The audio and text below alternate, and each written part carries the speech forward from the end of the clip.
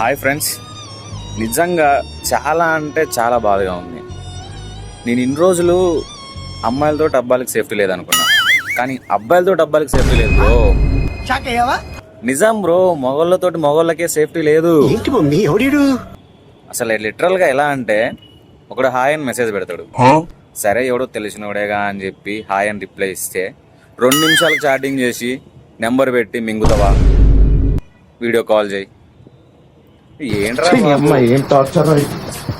ఇంకెవడేమో direct నాకు బయోసెక్సువల్ అంటే నీకు ఇంట్రెస్ట్ ఉందా అని అడుగుతాడు.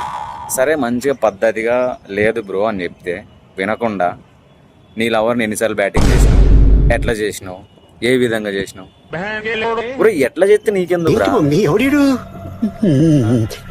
ఇంకోడేమో వాంటి ఐస్ క్రీమ్ అంటాడు, ఒకడేమో తేడా ఇమేజ్ పెడతాడు, ఇంకోడేమో డైరెక్ట్గా వాయిస్ మెసేజ్లు పెడతాడు, వీడియో కాల్స్ చేస్తాడు, బాయ్స్ చేసుకునే వీడియోస్ పెడతాడు. వీడు ఏందో మరి చీకుతావా అని మెసేజ్. ఏం చీకుతావు, ఏం చూపియాలి, ఇట్లా తయారైపోయారేంద్రా నాయన. అసలు లిటరల్ గా అసలు కొత్త మెసేజ్లు వస్తే ఓపెన్ చేయాలంటేనే భయం అవుతుంది. వీళ్ళే కాదు, చాలా ఉన్నాయి, ఇంకా చాలా తట్టుకోలేరు. నేను చూపిస్తే చాలా ఉన్నాయి, చాలా వర్గర్ వీడియోస్ ఉన్నాయి, తట్టుకోలేరు.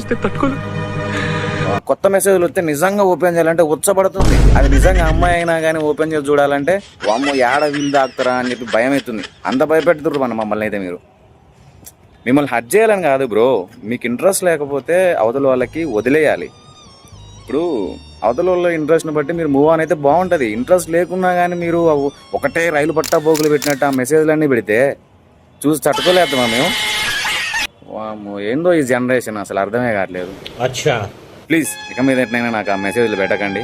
నేను ఎవరి నేమ్ ఎక్స్పోజ్ చేయలేదు, ఎవరి ఐడి ఎక్స్పోజ్ చేయలేదు. ప్లీజ్ ఇప్పటికైనా నా బాధ అర్థం చేసుకొని నాకు అలాంటి మెసేజ్లు పంపబాకండి, అలాంటి రీల్స్ పంపబాకండి ప్లీజ్. నేను ఆ టైప్ కాదు. ఫ్రెండ్స్, మీకు కూడా ఇలాంటి మెసేజ్లు కానీ ఇలాంటి సిచ్యువేషన్ కానీ ఎదురైతే కామెంట్ రూపంలో కామెంట్ చేయండి. బాయ్.